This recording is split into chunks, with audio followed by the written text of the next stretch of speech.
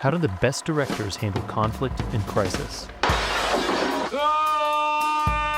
And went off to Pinewood to be sodomized ritualistically. You better tell us so we know in advance that we're fucked. We are fucked.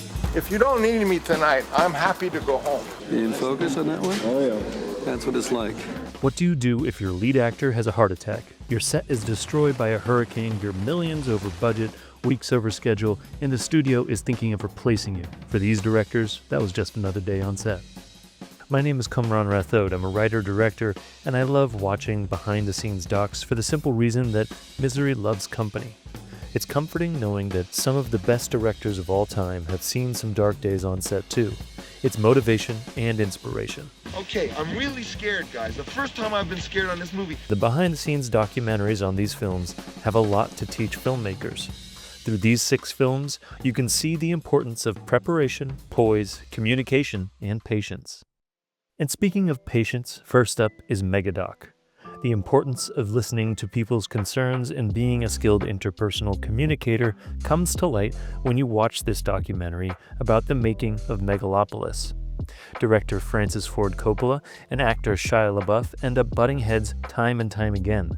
To me, it seems like each one of them have their moments of going too far and overreacting. You fixate. I'm not going to talk to you, but you're wrong. I've done this for 50 years. I know what happens in the editing room where they don't know who the hell he is. Francis seems frustrated that his vision is being second-guessed, but I can see that Shia is often just trying to get clarity on why the scene has been constructed the way it is, and wants to make sure that things are as good as they can be. He says, I have one regret on this show, you. But then you have a documentary like Lost in La Mancha, which follows Terry Gilliam's failed production of The Man Who Killed Don Quixote. After 10 years of trying to get his film made, the production is finally greenlit, with Johnny Depp starring, but problems mount as actors barely get to set in time, and then the weather, fighter jets, and actor health ends up stalling the production so severely that they barely get going. The producers get cold feet and pull the funding to cut their losses, and Terry is back at square one. But eventually, Terry would make the film more than 15 years later with Adam Driver, thus demonstrating the long-term persistence it can take to make a film if it is truly important to you. Another example of a director being at the mercy of elements out of their control is Alien 3. The behind-the-scenes doc is Wreckage and Rage. A young David Fincher finds himself at the helm of one of the most successful franchises ever in his own very first film. Fincher's exacting style, combined with a flawed script being forced on him, leads to frustration for the studio, the crew, and Fincher. They hired him, and it was a great idea, and then almost as soon as he started, they started, unwittingly or not, undermining him. He would later say that he was Sodomized ritualistically for 2 years. It's a reminder that if you're going to make a film, make sure it's a script you believe in, and there are producers and financiers who believe in your vision. You have to be realistic about the conditions of the project and be willing to admit when they are too much to overcome. A very different kind of behind-the-scenes doc is a series called The Gymkhana Files. It's a look at the making of the viral driving series starring Ken Block. The director, Brian Scotto, is constantly ill-prepared and out of his depth. Hey guys, we have a bunch of shit to shoot outside, but let's shoot inside where it's really dangerous. He fails to thoroughly test crucial aspects of production and think through basic elements like making sure there are enough rubber mats on the ground so that Ken Block can brake before hitting a wall. Preparation is one of the few things you can control as a director, so always make sure you prep as much as you can at all times, even if it seems like overkill, and even if it doesn't seem like it should be your job. You can always just check in with your heads of department and make sure you have what you need if worst comes to worst.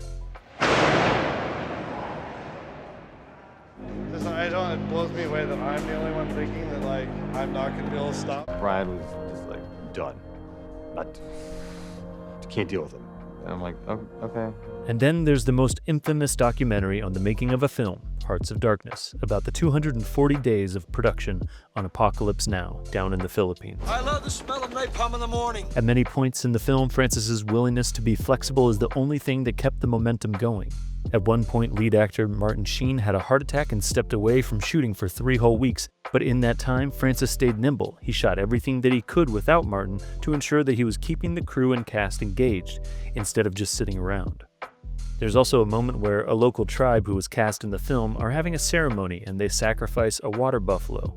Francis's wife Eleanor made him come and watch, and he got inspired and wrote a sacrifice scene into the film as a result. It's a brutal scene and hard to watch, but he was taking what was real and right in front of him and using it for the story.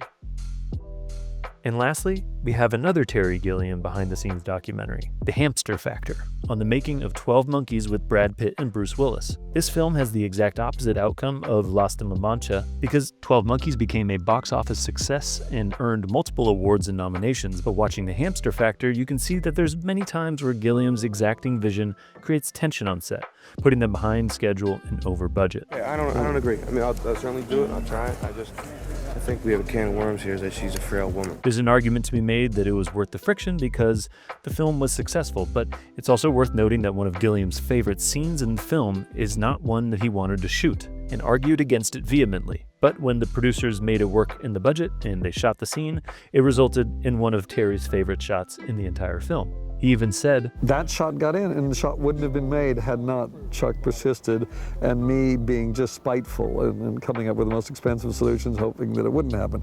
But the result is a really good shot. Behind-the-scenes docs are a great way to see how a set runs and how important it is to know everything you can know before shooting, because new elements will always be added to the mix, and you as the director will be forced to pivot constantly. It's easier to adapt a well-thought-out plan than to just come up with one on the fly. Knowing what your true north is and knowing the direction in which to lead the crew and cast is your role.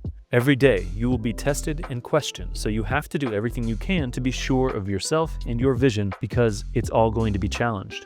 It's in these moments that you'll find out what kind of director you are, and if you have put in the work, you'll come away with a film that has a lasting effect and makes all the stress and chaos worth it. Yes! Whoa! Which of these films and situations sounds the most challenging to you?